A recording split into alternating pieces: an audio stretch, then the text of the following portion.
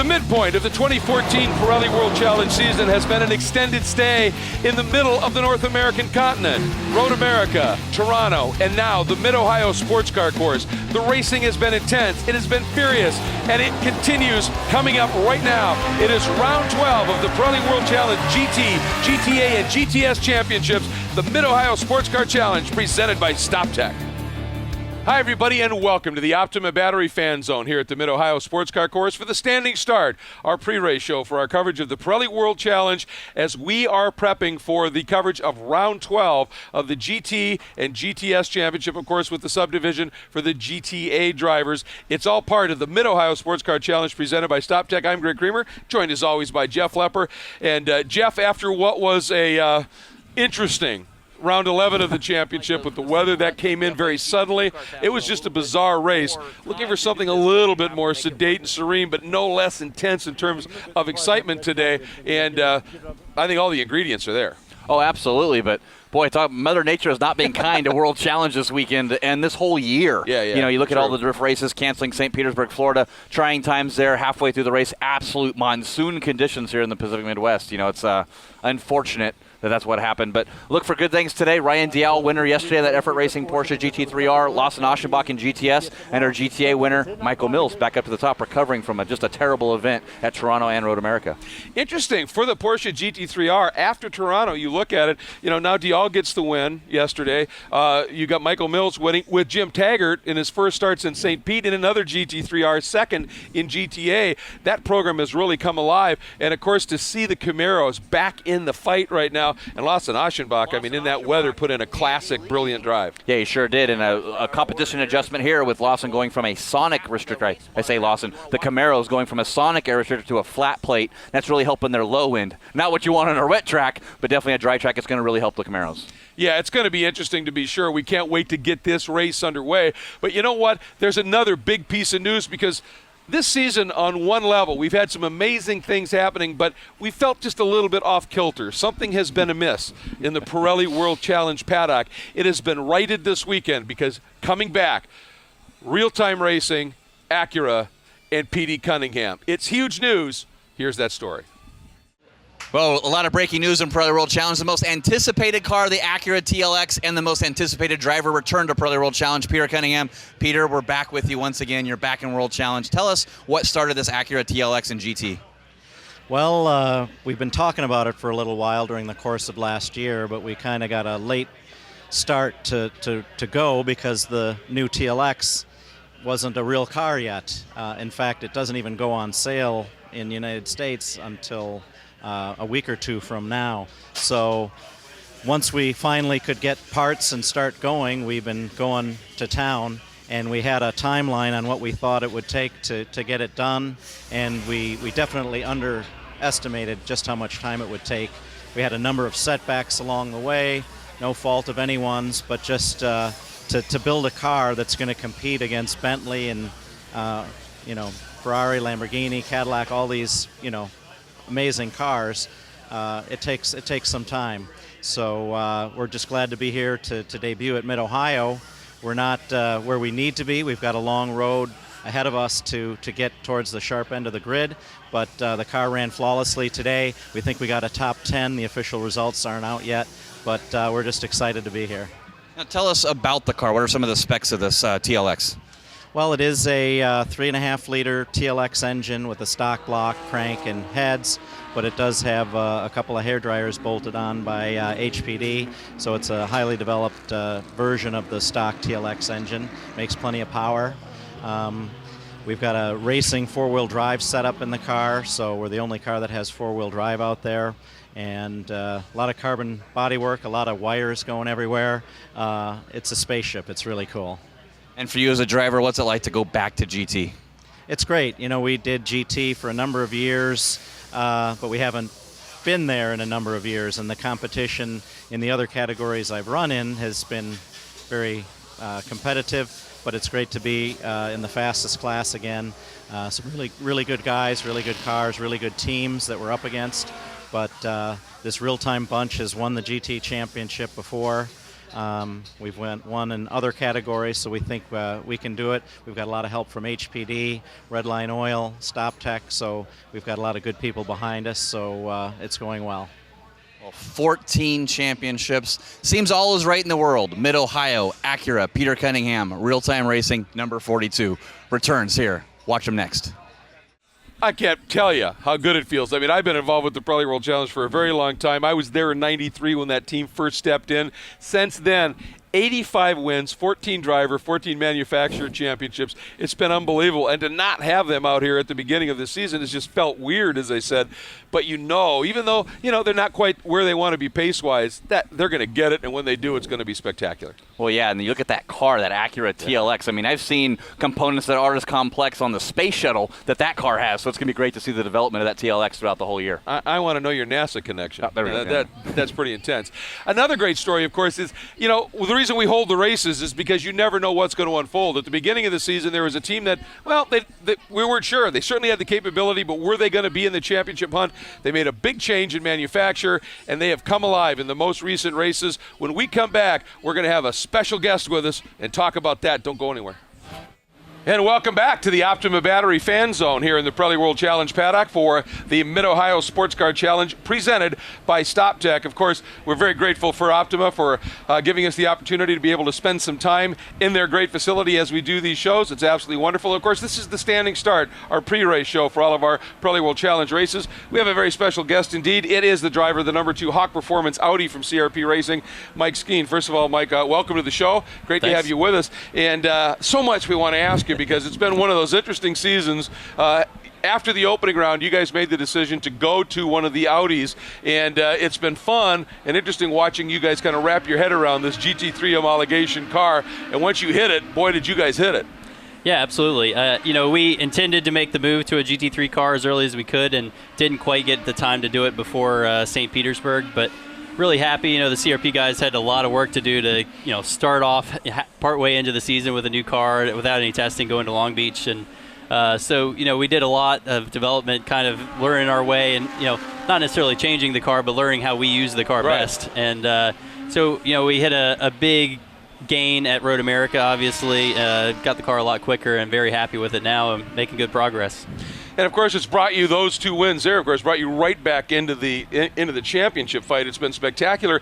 One of the things with these GT3 cars they've talked about, because they're not as heavy as the Cadillacs, the GT cars, takes a little longer, get the tires up to temp and everything. You guys seem to have found a way now to be able to get that car up to the performance standard, as some of the guys say, wake it up a little bit earlier.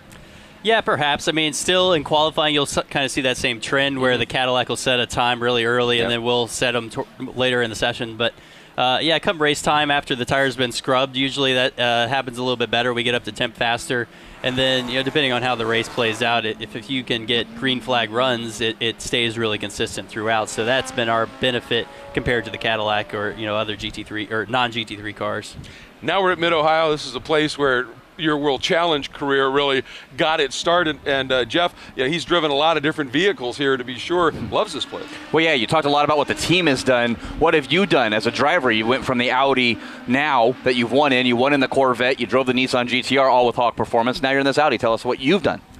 Yeah, I mean, the biggest difference between the Corvette and the Audi is the rear engine nature and the higher levels of downforce. So you can be much more aggressive in braking with the Audi than we could with the Corvette. And obviously that's been a great benefit of Hawk Performance. We've been able to kind of utilize our braking technology and really improve the car. So we're happy to be able to make time in braking and get through the corner quicker. That would be the biggest thing compared to the Corvette, which was a little bit more point and shoot. You kind of had to turn it through the middle of the corner and then get back to power early, try to straight line things as much as possible. But we're really happy with the way the car's going. Very quickly to wrap things up here, got to ask the other thing has been these cars, the GT3 cars, very comfortable on a very smooth racetrack. Street tracks, not exactly their favorite playground, but yet we saw at Toronto, you guys seem to have found some great pace. Has Audi Sport Customer Racing, along with the CRP guys, has that made a big difference? Yeah, absolutely. That relationship is very beneficial for both parties. We share data back and forth. We can share with other Audi teams, and so it helps a lot to be able to bounce ideas back and forth, and certainly it's helped everybody.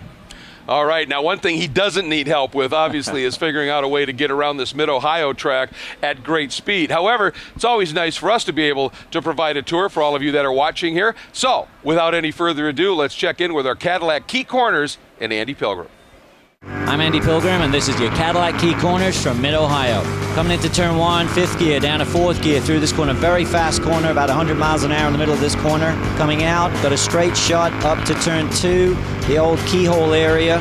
Uphill braking zone, long right-hander coming up. Hard on the brakes, coming in here.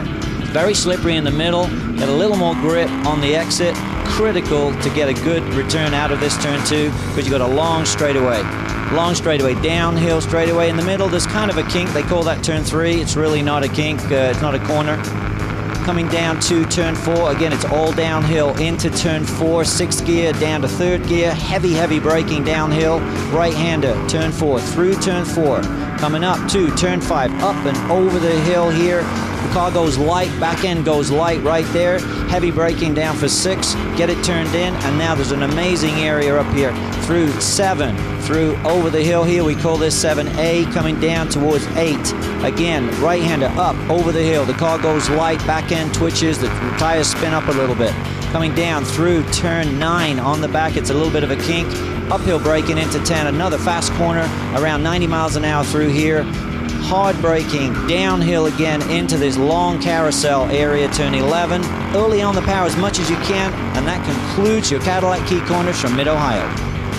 Man, seeing those the Cadillacs, the GT machines in general, the GT3 cars, the pony cars in GTS, hammering around this track, that gives you the perspective from the driver's eye view of what this challenging track presents. It's awesome. Yeah, the best thing about this, I think, is it gets busy here. Oh, yeah. So it's that high-speed chestnuts that you talk about, and a tight technical track like Mid-Ohio, only a couple small straightaways here. It really makes it a balancing act among the GT and the GTS guys looking out for those GT cars. Well, that's it. It's a huge field, and that guy, Andy Pilgrim, has said before, when the race starts, until they get to the GTS guys, it's a race. Once they get there, it's a war, and that's about what is going to unfold here in just a couple of minutes. Round 12 of the GT and GTS championships, the GTA division as well. It's coming up right here. I think it's time to go racing, Jeff. Absolutely. I can't wait. I'm going to head to the booth. You're going to go over to NBC broadcast. We're going to make it happen. Shaw will be in the truck. We're ready to go. Yeah, stay with us. Revs coming up. We're green. Big move coming off the 3. 2, 3, 4 abreast in some spots. Side-by-side action. He absolutely nailed it. Three-way battle. And we've got an incident. You would expect nothing less. Oh, clips the inside apex. Very racy. This is going to get into That is a brave move. What a pass. This is what World Challenge is all about. The engines are fired. We are almost ready to go racing at Mid-Ohio Sports Car Course for round 12 of this year's Pirelli World Challenge. We have a fantastic race in store. There's no doubt about that. Huge grid of cars here. 47 cars on the grid. A few notes of guys at the back. Austin Cindric, the youngster, just 15 years of age. He will start coming at 55 at the back of the grid. That is a car that is raising awareness and funding for the Special Operation Warrior Foundation, which is a tremendous initiative to raise money for needy people. Let's have a quick run on the grid for the two classes. In GTS, in 10th place on the grid will be Jack Baldwin, a former winner, leader of the championship earlier in the season. Alongside him on the inside of row 5, Dean Martin in car number 50, the Rehagan Racing Roush Ford Mustang. Alongside on row 4 of the grid, Alec Udell on the inside in car number 17, another Mustang. On the outside, Drew Reggitz, the 02 TRG Aston Martin GT4. On row 3 of the GTS grid, on the inside, Tony Gaples,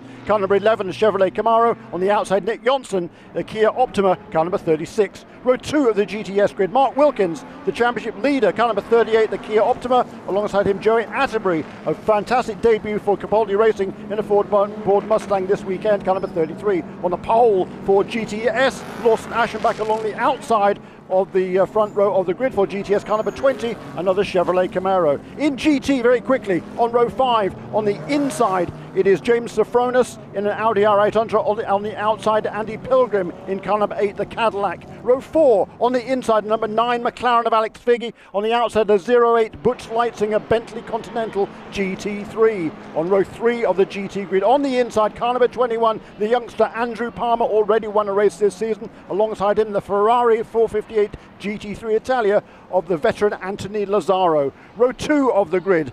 On the inside, car number 6, Robert Thorne from Littleton, Colorado, in the second of the K-Pax Racing McLarens. On the outside, a championship leader, Cadillac Racing, the CTS VR of Johnny O'Connell. On the front row of the grid, on the outside, Mike Skeen, car number 2, the Audi R8 Ultra for Hawk Performance. And on the pole position, having won yesterday's race in treacherous conditions, Ryan Dalziel, car number 31, the Effort Racing Porsche GT3R. The field is almost set. You can see, if you're watching on our live stream, the cars forming up at the back of the grid. A huge field. Weather conditions today, just about perfect. They started off okay yesterday, but then a big storm rolled in, and the end of the race was, well, frankly, it was a real mess. But it was that Ryan Dalziel that came out with the victory yesterday. He was adjudged the victor for Effort Racing, the second win in 2 weekends for that team. Different driver, though. It was Nick Tandy, who had won at Toronto a couple of weeks earlier. You can see the cars here. It's a whole array of cars. We have 10 different manufacturers in the GT category, 9 different manufacturers in GTS, and a huge variety of cars. This Pirelli World Challenge has really taken off this year. That was kind of a brief glance at car number 12, Alex Lloyd driving that car, the former Indy Lights champion and IndyCar Series Rookie of the Year. The cars now are almost lined up on the grid. We can see the yellow flags being withdrawn at the back. The Jeff Lepper is just sprinting into our booth. The revs are rising. The lights are on. Out go the lights. Ryan Dalziel, a great start. Mike Skeen, however, on the outside of the front row, not a good start. And once again, as ever, that Cadillac CTS VR of Johnny O'Connell gets a great launch up into second place, Jeff. He sure does. The launch control in that Cadillac CTS-V is there's Bill Ziegler off to the driver's left there. Johnny O'Connell, the outside of the keyhole, trying to make that move on the outside of Ryan Dalziel. Not going to have to happen, but watch the big torque and power of the Cadillac for the draft down into turn number 3. Yeah, this is a good sprint. You don't even sound breathless. I'm impressed. What a great start. Nice, clean start there. The race is underway. As you can see, perfect weather conditions here. A good crowd on hand as well. But what a great start that was from Ryan Dalziel. We've seen, though, in the past, the Cadillac really gets on the case early. It gets its tyres heated up very, very quickly. It's a heavier car than some of the other GT3 cars, and it really puts the power and builds up that heat into these Pirelli Zero tyres, and he is on a charge early on. But for the lighter GT3 cars from Europe, some of them, they take a little bit longer to get their tyres up to optimal working temperatures, so we often see this major shuffling in the first lap or so of the race. Well, the Cadillac has to get it done now. They're off a little bit from these FIA GT3 cars where they have the advantage on this rolling hills road course, the downforce that they create. The Cadillacs need to pounce quickly, as it looks like Dean Martin at the head of our GTS field, Joey Atterbury second in the Mustang, Andy Lee in third, Lawson Oshibach in fourth. Big scrap in our GTS here as we got Fred Roberts and that Direct Energy Jod Viper smack in between our first and second place in GTS. Yeah, the GTS car leaders there right up amongst the tail end of the field in GT. There's all sorts of shuffling going in there, but as you say, there's a spinner. Walt Bolin right in the back of everybody. Just got into Fred Roberts. Can he save it or not? Joey Atterbury through the grass. Great 360 by Fred Roberts there. He collects it, but Walt Bolin off on driver's right on the exit of turn number 11. What a great avoidance that was by Joey Atterbury. There is Walt Bolin's car, and then one of the McLarens is in the gravel as well. I believe that's the number 6 of Robert Thorne, the youngster in the keyhole. What a shame for Robert Thorne, but what a great avoidance that was by Joey Atterbury. As we see Andy Pilgrim looking there to the inside of Andrew Palmer down into turn 4. Yeah, trying to make that pass as it gets down and pressuring Andrew Palmer. Got around to Anthony Lazzaro on that first lap, working his way up as Mike Skeen in the second of those Audis, man. Those Global Motorsports Group's got 5 Audis competing here this weekend. The lone Audi from that CRP Racing Hawk Performance Group with Mike Skeen. Looking at data there, twice the winner at Road America, sitting in third.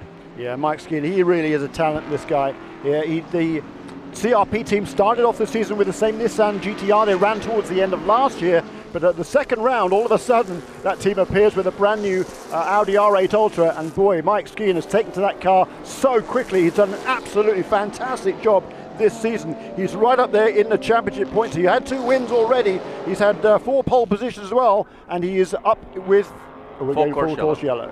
Yeah, I believe the car of Robert Thorne is stuck down here in the keyhole in turn number 2. So going to go full course yellow. Beached.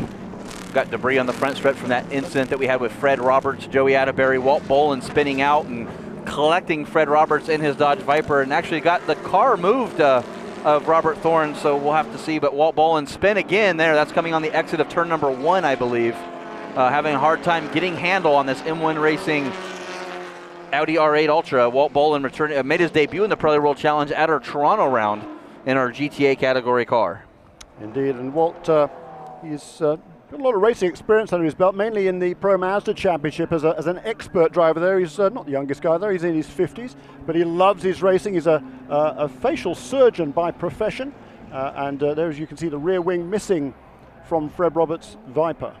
He's just coming into the pits as crew's going to look at that car, and I don't think there's any other damage other than the wing. I mean, I haven't seen the left rear of that car, but definitely got the wing moved out. This is actually still on the front stretch here, trying to get that car clean. He had to back up because he got up against the wall trying to turn and able to get back underway. Should be a pretty quickie yellow. We didn't have any lap traffic, so there's no wave around, so we should be able to go back green here pretty quick. Yeah, let's hope so. So 2 spins there in the first lap and a half there for Walt Bolin. So it's a baptism of fire for Walt. It's a very different car to what he's used to, and he's been struggling. He kept it off the wall, at least in Toronto a couple of weeks ago, but this time I think perhaps not getting those tyres right up to optimal working temperatures in a very early stage of this race. It's very easy to lose control. Much shorter wheelbase than he's used to. I'm sure that car swapped ends on him pretty quickly.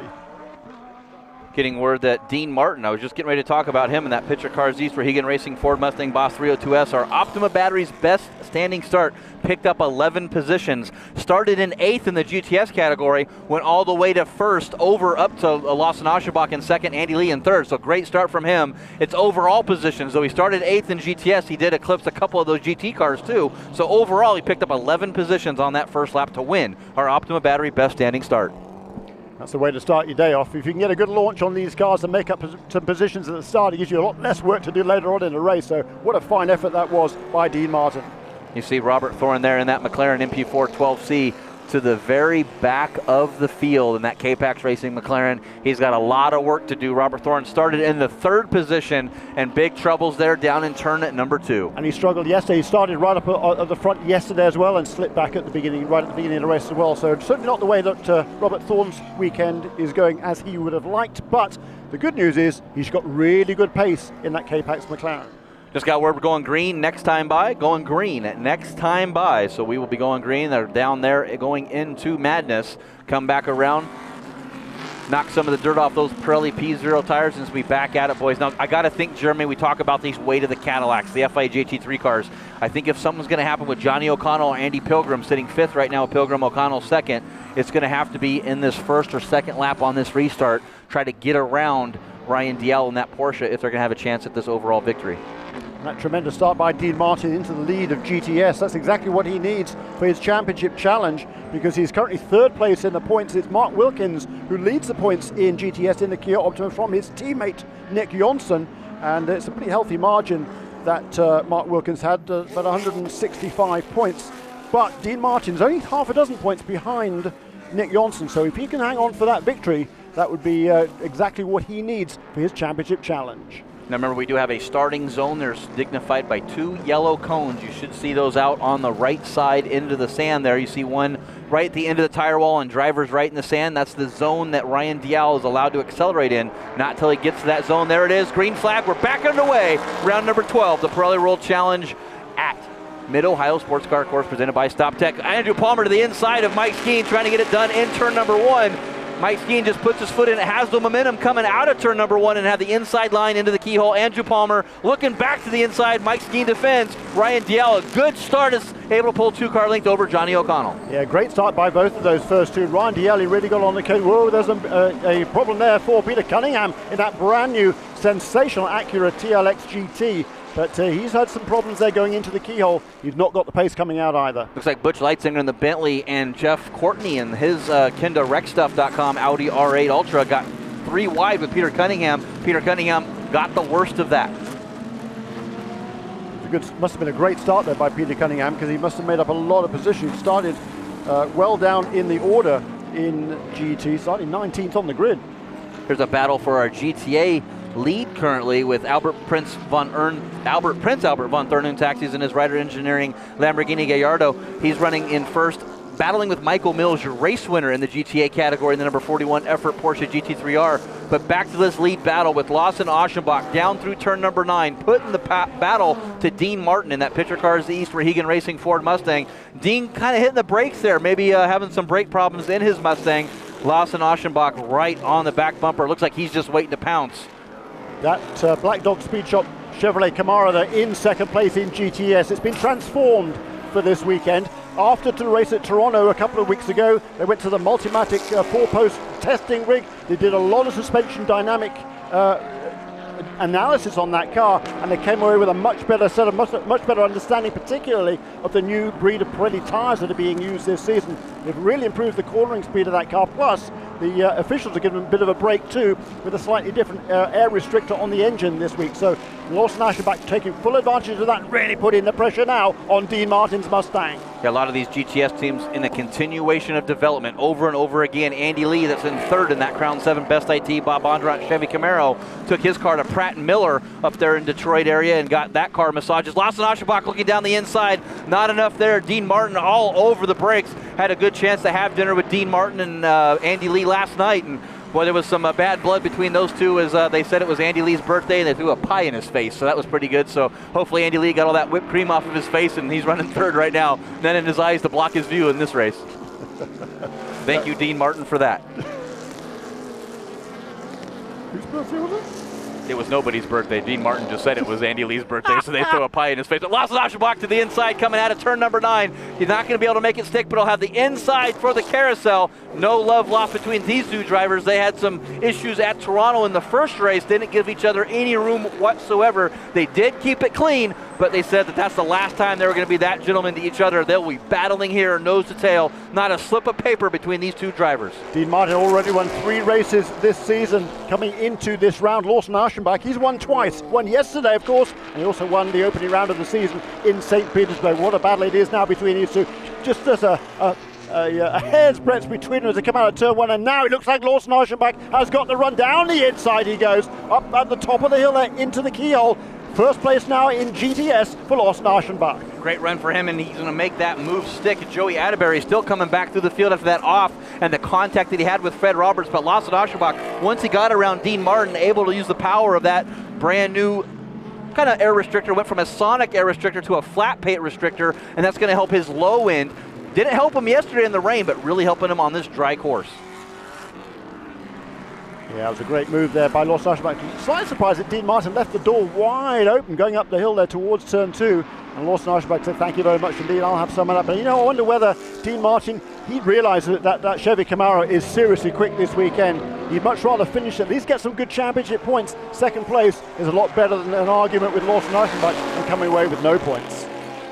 Mike Skeen gets around Johnny O'Connell for a second. Andrew Palmer looking on the inside of the Cadillac, gets that car way loose. Not the move you want to make on way late in the entry through turn number 1, but Mike Skeen up to second place, Johnny O'Connell third. The battle for the podium for third place between Johnny O'Connell, Andrew Palmer, Andy Pilgrim's in the mix. Anthony Lazzaro lurking back there in that R. Ferry Motorsports Ferrari 458 GT3. Yeah, that bright red Ferrari we've seen just about all the races this season. The car's taken a little bit of time to really find its pace. It's doing so now and closing up onto that group. They're battling for second, third, fourth, fifth, and sixth places. Yeah, Lazzaro made the fastest race lap. Alex Figge to the outside of James Safronis trying to get around that Global Motorsports Group Spider Thermal Club Audi R8.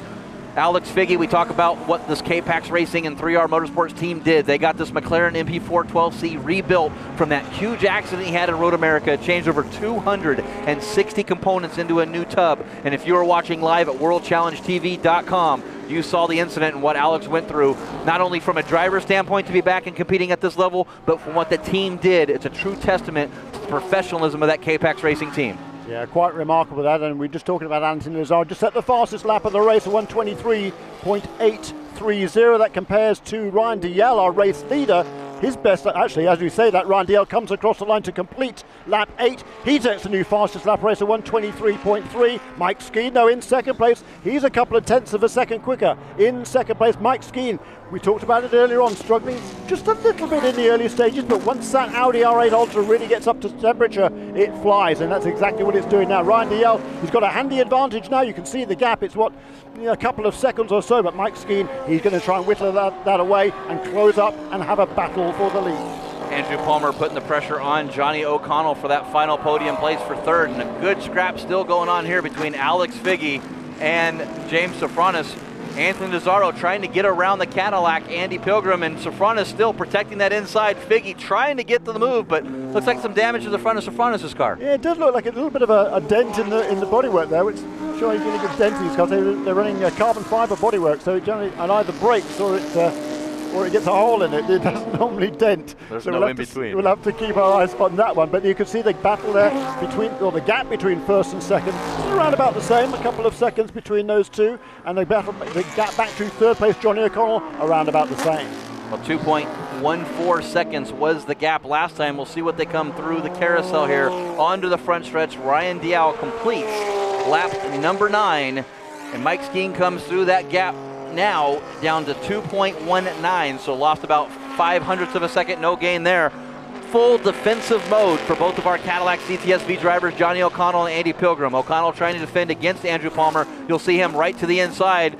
Andy Pilgrim doing the same as Anthony Nazaro, looking for a way to get around this Cadillac. Yeah, these Pirelli P0 tires, it's very interesting how they suit the different cars in different ways. The Cadillacs in particular, they're hot right out of the box. But the GT3 cars, they come on stronger later on. That's exactly what we're seeing now. Both of the Cadillac drivers struggling to hold off one of the lighter and more aerodynamically advanced GT3 cars.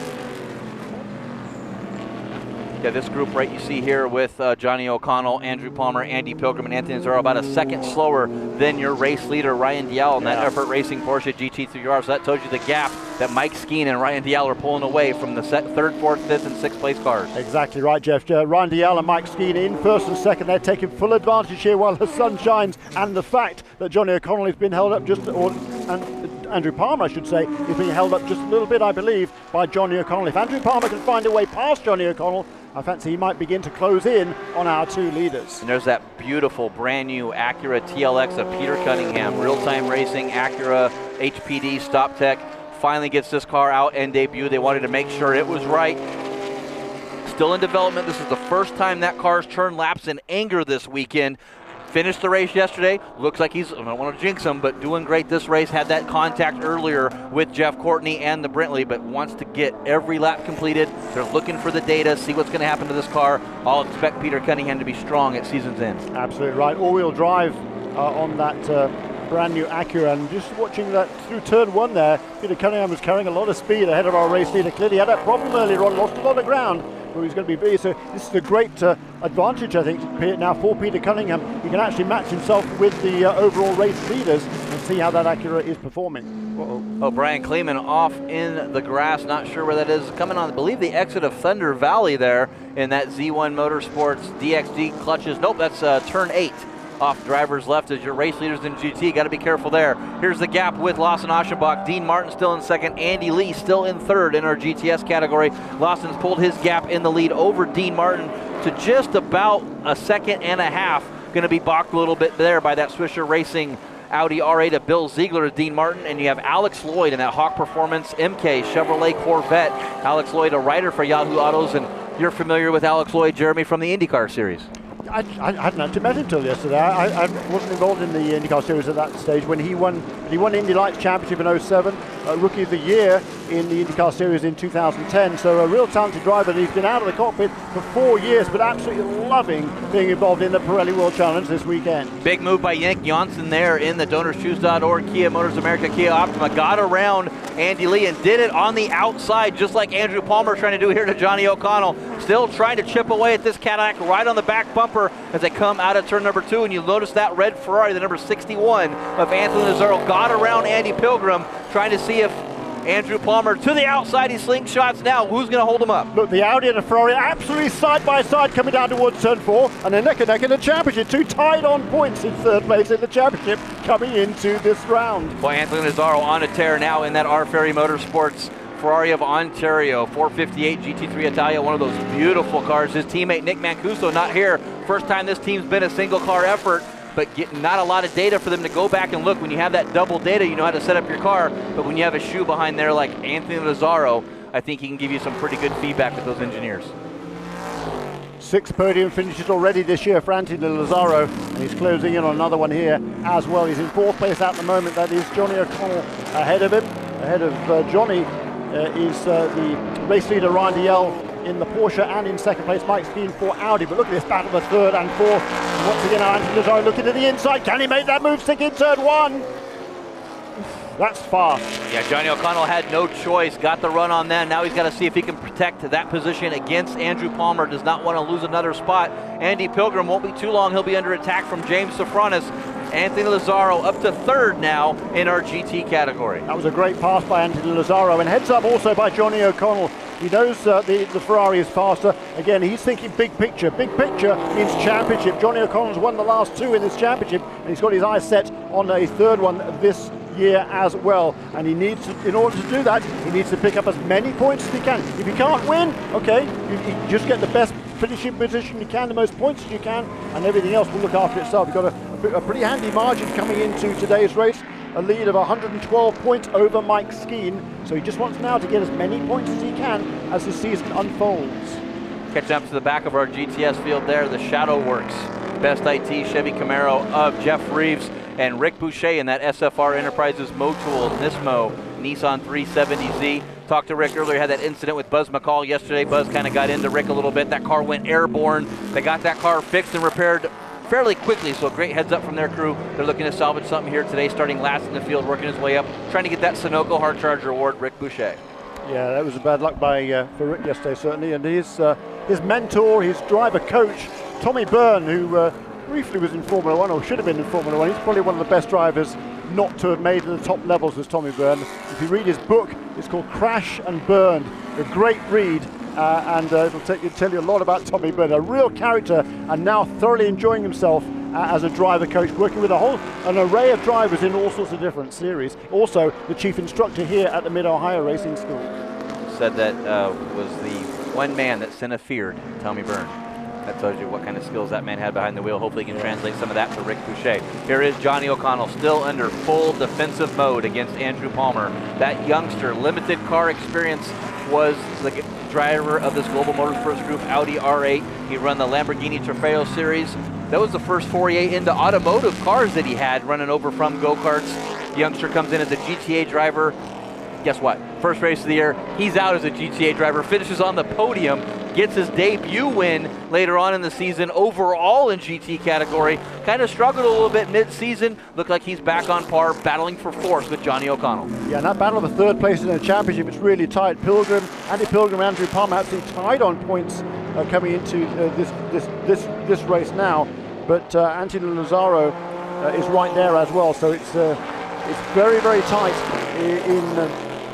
in the higher placings in the championship, with just 5 rounds to go. 5 races left. That's it. 4 races after this round. Yep.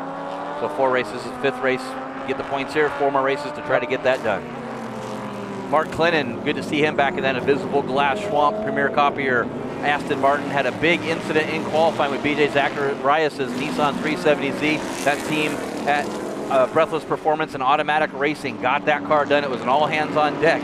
Aston Martin Racing helping out, getting that car going again. Good to see him back in the field. It is, yeah. He missed yesterday's race, didn't he? So fine work by that team to get that car back in the race today. Moving up in the order as well. Got to give a big shout out to Tony Gaples. Look at that guy out there. 5th place in that Black Dog Speed Shop Chevy Camaro. The teammate to your race leader right now, Lawson Aschenbach, and the team owner of Black Dog Speed Shop. Tony Gaples running 5th right now, and he's head of our points leader in the GTS category, Mark Wilkins, and his put on the brakes.org's Kia Optima. So you can tell that's a great run from Tony Gaples in that Camaro. Yeah, Mr. Consistency is generally within the top 6 or 8 or 10 places. Best finish this year, though, is a 6th place so far. So, Tony, you want to improve on that if you can here, and that'd be a great place to do it. Just got a view in the back there, the number 55 Ford Mustang from Capaldi Racing. That's Austin Cindric behind the wheel of that car, and that's for charity. The Special Operations Warrior Foundation. Donate now. Go to world-challenge.com/donate.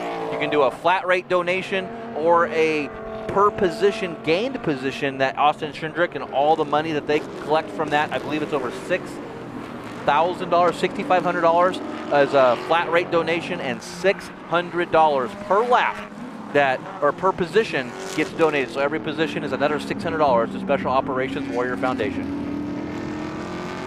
Moving it well too is Austin Schindrick. He's only 15 years of age. He's had 2 top 6 finishes out of the 3 Coupetage USF 2000 Championship races powered by Mazda this weekend. So he's had a good weekend as Austin. He was born locally, born in Columbus, lives now in North Carolina. His dad, Tim Schindrick, is the president of Penske Racing, and young Austin looks to have a very bright future ahead of him. For 15 years old, he's remarkably mature. Definitely, and great just to come in, get in this car, into a sedan, never been in the Pro World Challenge Series, and doing everything just for the charity. Your GT leaders up to the front of our GTS field. Ryan Dial getting through cleanly. Mike Skeen, unfortunately, in that Hawk Performance Audi R8 got balked a little bit through the carousel. 1 lane through there, you can't go side by side. That's going to let Dial pull that lead overall in GT. And there's Tony Gaples just ahead of the Kia Optima there. This battles all the way through the field. It's tremendous racing, and there is Ryan Dial, comes into the Kia one more time. The gap back to Mike Skeen, a little bit more than a second. Certainly Mike Skeen had whittled that down. He'd halved that gap that Ryan Dial had pulled out in the early stages. And now, as you say, Jeff, I think a couple of slightly fortunate breaks there for Ryan Dial. He's got a little bit of clear track now, and he'll try and make the most of it. He's coming up now to put a lap on the GTS leader, Lawson Aschenbach. Just saw a big puff of smoke. It looked like the back of Andy Lee's Crown 7 Best IT Chevy Camaro. We'll have to watch out for that, make sure that's not a problem on that Chevy Camaro. Andy Lee having a great run here, sitting in 4th place.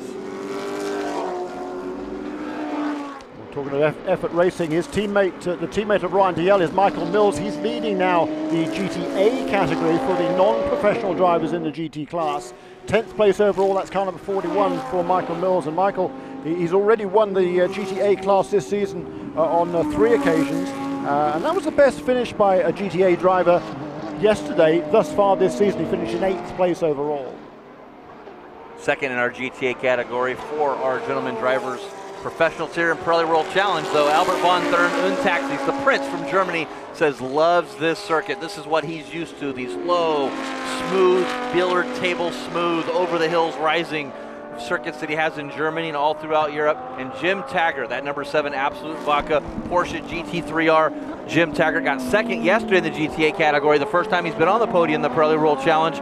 Loving life there. Started racing just about 4 years ago. Tom Long, a driver coach with him, who runs that Mazda prototype in the just trying to get acclimated to that. Coaching Jim Taggart here. It's great to see that GTA platform able to do that. There's your GTA leader, Michael Mills, in that effort Porsche GT3R. Going to catch up with all of our standings here. We'll run down through our top 5 when we get back from a quick break. And welcome back to our live coverage here at WorldChallengeTV.com. Want to remind everybody to watch the expanded coverage on our NBC Sportsnet, NBC SN channel, August 10th at 1:30 Eastern. We'll get the drivers' interviews, the Victory Circle interviews, the pre-rest festivities, command to start engines, and those GoPro Hero 3 in-car shots that are absolutely amazing. You as a fan, you want a chance to win one of those GoPro Hero 3 cameras, now is your chance. Grab that phone and text Ohio. That's right, that's where we're at here at Mid-Ohio, to 313131. So once again, text Ohio to 313131 for your chance to win the same GoPro Hero 3 cameras that are adorned on every single car throughout the Pirelli World Challenge field.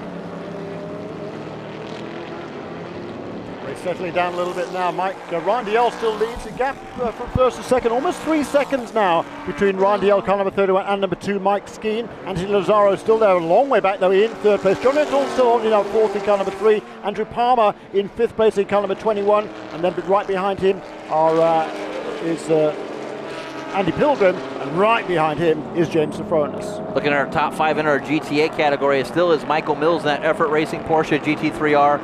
Prince Albert von Thurn Taxis in the Lamborghini Gallardo. He is running in 2nd. Jim Taggart 3rd. Tim Pappas, good run from him in that Black Swan Mercedes-Benz SLS AMG GT3 in 4th.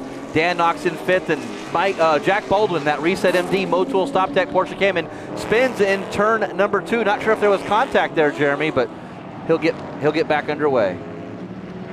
Yeah, perhaps we're hearing he might have got together with Peter Cunningham there in car number 42, that brand new Acura, certainly for Jack Baldwin, it's not what he needs. His championship challenge has really taken a dive over the last few weekends. He had a DNF at Road America. He struggled yesterday. He didn't finish that race. He was involved in an incident when the rain hit. So it's not been a good weekend for Jack Baldwin. Been a great weekend for this team, this Effort Porsche GT3R. They won their first race at Toronto with Nick Tandy behind the wheel, the Porsche factory driver. Nick Tandy unfortunately had another schedule conflict. Tim Bergmeister in Toronto had a schedule conflict with the Super GT Series.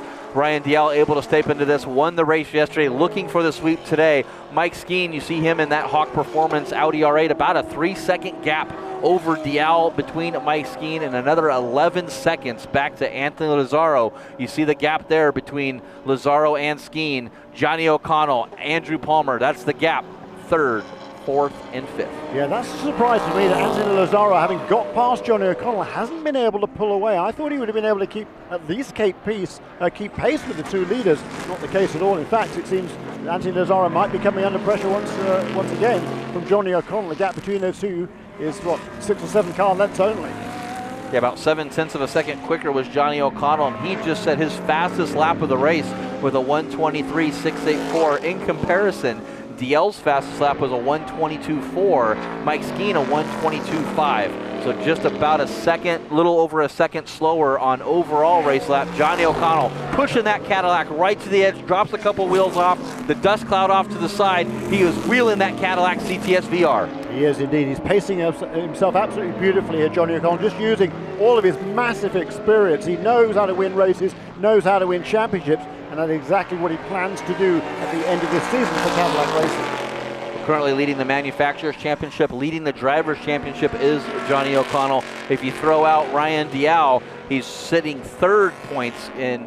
It's kind of funny where he's fourth place, but Ryan Dial not in the championship and the Drivers Championship all season long. So Mike Skeen will be the first points in the first place, second would be Anthony Lazzaro, and third would be Johnny O'Connell.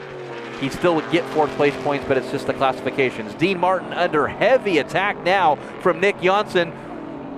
Peter Cunningham trying to get around this group, goes side by side with him. Nick Johnson down to the inside of Dean Martin, making the pass for second place. He does it in the keyhole. Still been a tremendous drive there by Dean Martin. He led the class early on with a magnificent start, falling back to third place now. These Kia Optimus, boy, they've been strong this season.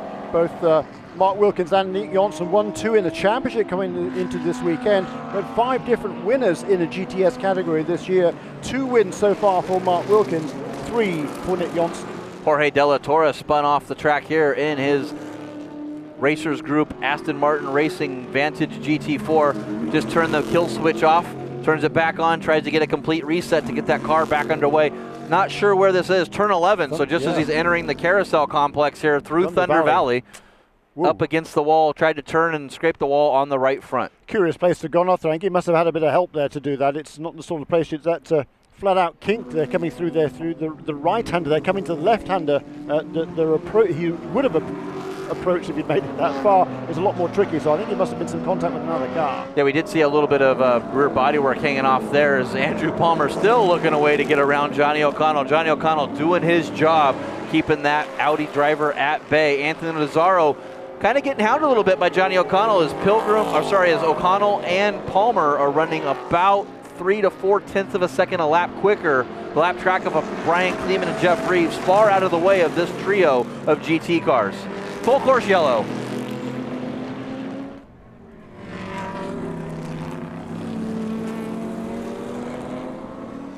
So this is definitely going to change the outcome of this race. Wow, Jeremy, how about the 4-second lead that Skeen had pulled away? We have to get that car moved of Jorge De La Torre. That is a fast section of track. Not saying somebody would get in trouble there. Obviously it does because Jorge De La Torre is sitting there, but that's a high speed through Thunder Valley. You don't want a car sitting on the left or the right side of that track. No, you certainly don't. The officials here had no option but to throw the double yellow flag. 16 minutes to go in this race. There's certainly plenty of time to get that Aston Martin out of the way and get back to green flag racing. And tell you what, Johnny O'Connell, he's going to be rubbing his palms here because that's exactly what he needs. A little bit of respite here and then go for it on the restart. Yeah, Johnny O'Connell's got to be smiling deep in his helmet right now. Andy Pilgrim, his teammate, sitting in 6th.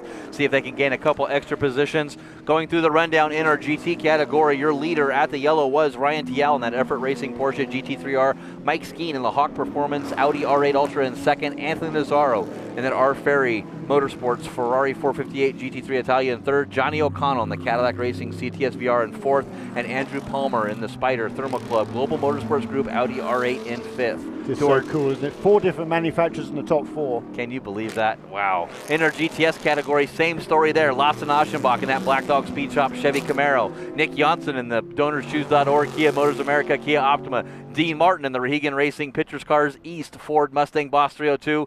Andy Lee in a Camaro, and Tony Gaples in a Camaro, running in 4th and 5th in GTS. So 3 different makes in the top 5 in our GTS category. Yes, super to see Tony Gaples running well there in that car number 11. And hats off to number 33, Joey Atterbury there, the youngster who is making his debut this weekend in the Pirelli World Challenge. Had a great run yesterday and another strong run this afternoon as well. Yeah, sitting in 7th in our GTS category, had a great recovery, was running as high as 2nd or 3rd at one point on the start there, and got tangled up when Fred Roberts got shoved off the track on the exit of the carousel down the front straightaway, made some contact, ran through the gravel trap, stayed out of trouble, up to 7th place. Going to be doing a weigh-by, and what that is we get our GTS cars that kind of got trapped in between the GT fields. They'll be able to come back around and catch the back of the field. Just one of those things that the Pirelli World Challenge and SCCA Pro Racing staff has tried to help to keep any kind of fair between all the different classes, especially with multi-class racing. Yeah, we've seen that in the past. It's very easy for maybe the first 1 or 2 to get maybe not be passed by the overall leader. They're able to go around to the back of the main pack, whereas the 3rd, 4th, and everybody else is stuck behind the pace car and the overall race leader. So yeah, it's a really good innovation that's been made by Pirelli World Challenge, adopted by another couple of the series as well, and it's a good move because it makes it better for absolutely everybody, for the drivers, for the teams, and most particularly for us race fans. He's talking about the race fans. Look at them sitting up on the hills here. You go into as you enter Madness, and that is entire grassy knoll there is covered, and there is not one empty space of grass that you can see on that hill. There's fans, canopies, chairs everywhere. What a great crowd at Mid-Ohio Sports Car Course, and you're noticing those donut and those tire marks on the side of Jorge De La Torre's car. Not sure if that's old or new, as we saw the incident that he had yesterday. If you tuned into WorldChallengeTV.com and saw Jorge De La Torre put that Aston Martin up on the nose and then slam back down there in China Beach, it was quite amazing. If you haven't had a chance to see it, tune into WorldChallengeTV.com and watch the live replay from yesterday.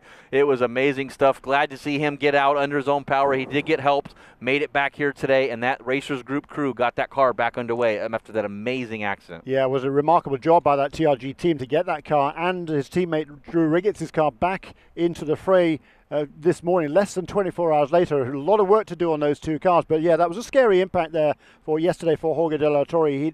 It was absolutely undrivable conditions. I mean, just the track was completely awash at the end of the back straightaway. You're doing well over 150 miles an hour down there. Okay, he'd slowed down somewhat because it was wet, but even so, the conditions there were really, really treacherous. Slated straight through the China Beach gravel trap and into the tires very, very heavily. And that car just jumped way up in the air, and when it came back down again, that really knocked the wind out of him. So good to see both the car and driver back in action today. Saw a couple other incidents yesterday, one of those being Craig Capaldi in that Wolverine bronze Ford Mustang. He's unable to make the field here today. That car was badly damaged. Great to see Craig, though, was okay. He's going to be recovering. A little sore today, but that Wolverine bronze Ford Mustang will be out again. The field just coming through this incident. They get hooked up. Unfortunately, there was something wrong with that Aston Martin GT4 of Jorge De La Torre. They're going to have to tow him on in instead of just pulling him back and trying to get him underway. I noticed when they were pulling him away, it wasn't really in neutral, so hopefully it's not a transmission problem, and that TRG team can get that Aston Martin back on pit lane and get it going. And that's a good point, Jeremy. This could be, you mentioned the crash that we had yesterday. Is this lingering damage that wasn't found something that may have happened? Yeah, not inconceivable, I suppose, but certainly it's a very experienced crew that have gone through that car very, very closely. And that tire mark there, I fancy they would have found the time to rub out any tire marks that were on there before. So I fancy that tire mark on the side of the car is from today as well. I think it's another eventful day for Jorge De La Torre. But he's a youngster. He's learning. He's gradually moving his way towards the front of the field. Had a couple of good results so far this season, but it's certainly a steep learning curve for somebody who's really done no racing at all prior to this year. Yeah, currently leading our Rookie of the Year championship for the Pirelli World Challenge, Jeff Reeves and Jorge De La Torre fresh in that battle, so this is going to take a hit in that Rookie of the Year standings because Jeff Reeves is still out there running. I believe he's running in the 19th position in our GTS category, so Jeff Reeves going to be able to benefit from this from Jorge De La Torre. And I know Jeff, talking with him, had dinner with him as well last night. We had I think a 24-person table at the Brown Derby restaurant here in Mid-Ohio. Just another one of those great places to go and see. And Jeff Reeves, Shadowworks, Best IT Camaro, said, you know, I don't want to see anything bad happen to him, but I kind of need some bad luck on his part if I'm going to regain this Rookie of the Year championship. Yeah, and the good news, if there is any for Jorge De La Torre, is in order to score points in the championship, you need to finish at least 50% of the 70% of the distance. It's a new rule for this year, 70% of the distance, which is a new rule that's come into effect this year. Previously, if you start the race, it didn't matter where you finished or how far behind you were, you'd always score at least some championship points. So this year, there's a new rule in effect. But with only 10, 15 minutes to go in this race when this incident occurred, I think that Jorge De La Torre will have scored enough points to at least get something in the books going forward in the championship stakes. We mentioned that crowd. Look at that as they come over So through cool. Madness. You can't see one separate space there to stand. It is standing room only here at Mid-Ohio. The backstretch grandstand is full. All the campsites here. I got a chance to go around on the golf cart to the back side of the camping grounds, right through here through turn number 7, 8, 9, 10. And the campfires are going, people's making breakfast. It was just a great sight. I probably ate more this morning by everybody saying, come on over and check this out. It was great. And we just love coming to Mid-Ohio. Can't wait to come back for the Mid-Ohio Sports Car Challenge presented by Stop Tech Brakes. One of the classic road courses, not only in North America, but really the world. And you know, for European drivers who come over here, they take one look at this place and they go, wow, you know, this is as good as it is at home, if not even better. It's a great atmosphere here, and it really is a tremendous race for spectators too. There's all sorts of different vantage points. You get some really good and different views of the cars all the way around this 2.25 mile racetrack. And a lot of stuff to do. We have the Optima Battery fan zone set up. You can come down there, win yourself a free Optima battery. Our driver's autograph session, unfortunately, got canceled yesterday due to that monsoon rainstorm we had during our race, but sad to have that, as that's the first time we've had to cancel an autograph session, I believe, in about 5 or 6 years.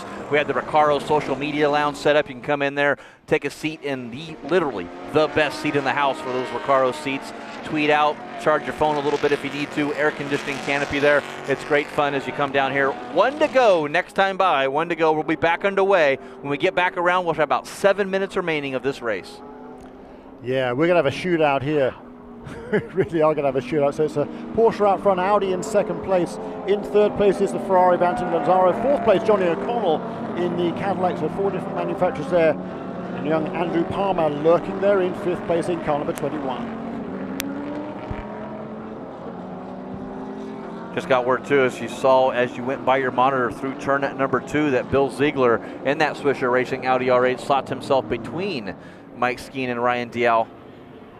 Oh, I'm sorry, between Mike Skeen and Anthony Lazzaro. Cars. Yeah, so that car third place in the line is a lap down. He's going to have his mirrors full in a few minutes' time. There's that damage to James Safranis's Audi R8, and he said that it doesn't really dent. It sure looks like a big dent there. I've seen the front end of that car off. It is carbon fiber, but I'm probably sure that the wrap they have on it is holding that carbon fiber on, but it does look kind of funny to see an Audi R8 LMS Ultra with a dent on it. Glad I don't have to fix it. That's my racing budget for the year, the front end of an Audi R8. There's that beautiful Breitling Mobil 1 Dyson Racing Bentley Continental GT3 Butch Lightsinger. That's a right-hand drive car. So around this track, Jeremy, does that think that has a little bit of an advantage with the weight on the right side? Yeah, possibly so. It's primarily a right-hand racetrack, of course. So yeah, it's always good to have the weight on the inside. But you know, it's a big old heavy car, that Bentley Continental GT3 car. But it's a very drivable car as well. Guy Smith is here this weekend. Guy Smith has done a lot of development work on that car for Dyson Racing, and he will be driving a second Bentley before too long. Well, Ryan Dial leads the field through the carousel, waiting for that acceleration zone. Can he do it? You don't want to go slow here as the Cadillac. There it is. We saw Johnny O'Connell try to pounce around the inside down into turn number 1 of Anthony Lazzaro. Andy Pilgrim gets on the inside of Andrew Palmer. Palmer just keeps his foot in it to the outside. It's going to be a drag race down to turn number 2, dropping wheels off side by side into turn number 2. And Andy Pilgrim got a huge jump at the start there. He's going to be quite fortunate if he doesn't get pinged for that, actually, because he was on the gas very, very early. Looking at around the outside, that is Johnny O'Connell, and on the inside is Andrew Palmer. Side by side, they go through the corkscrew, up through the keyhole. It's not normally recommended, but they come out both of them the other side. And Andrew Palmer finally gets around Johnny O'Connell. Yeah. Johnny O'Connell still looking to recover. Goes to the outside into turn number 3. If he can hold it there, they'll give him the inside for the top of turn number 4. He does not. Andrew Palmer shuts the door, able to move into 4th place. Very impressive by the young man, Andrew Palmer. He's still only 20 years of age, remarkably. In fact, he only turned 20 a few weeks ago, from Chicago, Illinois. As you were talking about a little while ago, they went straight from go-karts to Lamborghini Gallardos as his first attempt at motor racing. And here we are just 1 year later and running right at the front of this field in the Pirelli World Challenge against some stellar drivers. And went to the World Finals in the Lamborghini Trofeo Soros in Europe and won it. So how about that? Is a good shoe there. Currently running in 4th place in the GT category. Very impressive, his young Andrew Palmer. He's putting the pressure here also now on Anthony Lazzaro. Lazzaro is running now in 3rd place, but still, once again, not able quite to hold on to those 2 race leaders. Randy Yell and Mike Skeen got a little bit of a jump on Anthony Lazzaro. And there's that number 55, Special Operations Warrior Foundation, Austin Cindric behind the wheel. That Capaldi Racing, Brad Adams, the spare car in the Voodoo Dat Dog Yo MTV Raps Ford Mustang, giving this car to Austin Cindric and Scott Beauvais to raise the funds for charity. We really appreciate Brad Adams and Capaldi Racing for prepping this car. Donate now at world-challenge.com/donate. You can give a flat rate, a little over $6,500 collected so far, and every position that youngster picks up in this race is worth $600 in additional donations. Donate now. Once again, world-challenge.com/donate. All the money going to the Special Operation Warriors Foundation. That's a foundation that provides scholarships and support for families of our fallen heroes that make it possible for you to watch this broadcast today and for us to be here in the Pirelli World Challenge. Look back here at the leaders in GT, or just behind the overall leaders. There is our GTA category leader, is Michael Mills, still running there in the top 10 overall, doing a fine job once again in the second of the Effort Racing Porsche GT3Rs, but still out in front. It is Ryan DL in car number 31. Lawson Aschenbach, your leader in our GTS category, able to get a good start. Nick Janssen in 2nd place in that DonorsChoose.org Kia Optima.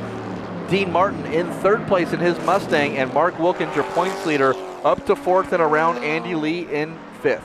Making a move on through that pack there. We saw a quick glimpse of the Mercedes-Benz there, the SLS GT3 car of Tim Prappus, and he wasn't here on Thursday for the test day, so entrusted the car to Spencer Pumpelly, an ALMS veteran, long-time sports car driver. He's this year driving for the Flying Lizard team in an Audi R8 Ultra, but Spencer Pumpelly was very I think helpful to that team in understanding a little bit more about the setup of that Mercedes-Benz, and certainly Tim Pappas has shown good pace this weekend as a result of that. Yeah, got his first win at our Road America round was Tim Pappas in that Black River Caviar Black Swan Racing Mercedes-Benz SLS GT3R.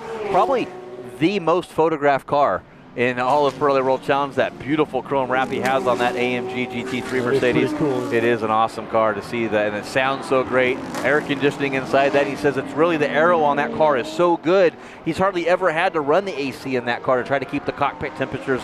I'm not talking about 70 or 60 degrees in your street car. We're still talking about 130 degrees in the temperature. 2 minutes to go. White flag next time by for your race leader, Ryan Dial, in that number 31. Effort Racing Porsche GT3R. Mike Skeen in 2nd. Anthony Lazzaro 3rd. Andrew Palmer 4th. Johnny O'Connell in 5th. Equidistant the first 3 cars. Ryan Dial about 2 seconds over Mike Skeen, and a similar gap back to Anthony Lazzaro in 3rd place. Not far behind Anthony, though, still is Andrew Palmer, and Johnny O'Connell are hanging on in the top 5. Effort Nation just started at our last round at Toronto. The Effort Nation will be strong here this weekend with a double race win for Ryan Dial if he can hold it out. Don't want to jinx him, but that Effort Racing Porsche GT3R with Ryan Dial Looks like he's been on a rail today and yesterday, even in the wet. He was always a contender. Kind of strategy played out. They were able to get the win yesterday. Ryan Dalziel driving it from pole today, set fastest race lap, led every lap so far, and really wasn't challenged except for Johnny O'Connell in that Cadillac CTS VR. The first couple of laps, Ryan able to hold him off and pulled away from Mike Skeen as he started to get his car caught up and passed a few cars up to second place, unable to run down this Porsche. Yeah, and this will mean a lot to Ryan Dalziel if he can win again here today, because there is the white flag, just one lap to go, 2.258 miles around this 13-turn Mid-Ohio sports car course. Ryan Dalziel made his debut in the Pirelli World Challenge last year at St. Petersburg, won on his debut in a very similar car entered by True Speed Performance, but the car was thrown out with a really minor technicality at the end of that race, so he wasn't able to keep that victory, but he set that record straight yesterday and looking to get another win here this afternoon. I'm going to head down to do our NBC coverage interviews. Watch live once again August 10th at 1:30 Eastern. Jeremy's going to go ahead and close out. Thank you for all joining us at WorldChallengeTV.com. Thanks so much, Jeff. So there is Lawson Archenbach. He takes the white flag also in that Black Dog Speed Shop Chevrolet. Out in front, car number 1 in the GTS category, the Kia Optima of Nick Johnson right there in second place, and a gap back to Dean Martin in third place in the Mustang. It's another fine performance by young Lawson Archenbach, but here is the man of the moment. Just half a lap to go for Ryan Dalziel. It's been a perfect weekend almost for Ryan Dalziel. Didn't quite manage to get the pole position for yesterday's race, but he was out in front when it mattered. It was Mike Skeen who led most of the race yesterday, and then when the rain came, Mike Skeen came in, made a pit stop for wet weather tyres, and moments later the red flag was showing the race was over. It was this man, Ryan Dalziel, who had the victory yesterday. And once again, today is a flawless performance for Ryan Dalziel. Leads from start to finish. The checkered flag, round 12 of the Pirelli World Challenge, goes to Ryan Dalziel. So the third win in 4 races now for Effort Racing and this Porsche GT3R. And here is this battle. Well, it's not really a battle because those are 2 GT cars coming past Lawson Archenbach. He's going to be happy to let those 2 guys go. The GTS he's been the class of that field this weekend, Lawson Archenbach. The changes those guys have made to that car, the crew chief Ray Sorensen, a long-time IndyCar chief mechanic with Newman House Racing. This Black Dog Speed Shop Chevrolet, it's been flawless this weekend. 2 victories for Lawson Archenbach. Now this is certainly going to move him well up in the championship standings. Then this weekend, 4th in the points did Lawson Archenbach. This is going to move him up at least into 3rd place. And the points are rather complicated in this series. I'm not going to be able to do that. I'm not bright enough to be able to do that calculation in my head, but it certainly has been a great weekend for both Lawson Archenbach and this man, Ryan Dalziel. He accepts the plaudits of the crowd here. A huge crowd on hand out at Mid-Ohio Sports Car Course. Perfect weather conditions, and Ryan Dalziel has put on the perfect drive this afternoon. He's been, he took the lead at the start, never really looked back. Had a little bit of pressure in the early stages, but you can see here a great round of applause from this very appreciative crowd. Let's have a look down the finishing results, the unofficial order in the overall Class GT. A great win once again for Ryan Dalziel, his 2nd win in just 2 starts this season, so it's been a perfect weekend for him. Mike Skeen comes home in 2nd place. He is 2nd place in a championship coming into this weekend, so more good points for him. Anthony Lazzaro 3rd for Ferrari, Andrew Palmer 4th for Audi. Johnny O'Connell, the best of the Cadillacs, just ahead of his teammate Andy Pilgrim. That'll be enough for Johnny O'Connell to maintain the lead in the championship with just 4 races to go. Now James Safronis for Audi in 7th, Butch Leitzinger, that Bentley in 8th place, Alex Figge in 9th, and Michael Mills, the Effort Racing Porsche, the 2nd of the Effort Racing Porsches, comes home with a GDA victory, 10th place overall. It's been a great weekend for Effort Racing. Michael Mills, one of the team principals there, and a great weekend also for Lawson Archenbach and that Black Dog Speed Shop Chevrolet team. Comes away with victory number 2 this weekend. Nick Johnson, he will move up a little bit in the championship places over his teammate, the Kia Optima, though 2nd and 3rd. Nick Johnson ahead of Mark Wilkins, the championship leader. Dean Martin has to settle for 4th in the end. Just lost out 1 position to Mark Wilkins right at the end of that race. And look how close those times are. Joey Adamy right there in 5th place in the Chevrolet, the Ford Mustang for Capaldi Racing. Andy Lee in the Chevrolet in 6th. Tony Gaples had to settle for a 7th place finish after running among the top 5 for much of the race. Jack Rouse Jr. comes back to finish in 8th ahead of Alec Udell, who finished 2nd yesterday, and Nick Asayan in 10th place in the best of the TRG Aston Martins. So it's been a tremendous two days of racing here at Mid-Ohio Sports Car Course. Rounds 11 and 12 of the Pirelli World Challenge. We'll be doing it all again in 3 weeks' time at Sonoma Raceway out on the west coast in the Sonoma Valley, Napa Valley area just north of San Francisco. If you can join us then, I hope you certainly can. In the meantime, I'm going to say my thanks. My name is Jeremy Shaw. My thanks to Jeff Lepper and Greg Creamer, who opened the show at the beginning of the day. Thanks so much for joining us on WorldChallengeTV.com, and we will see you again at the next round of the Pirelli World Challenge.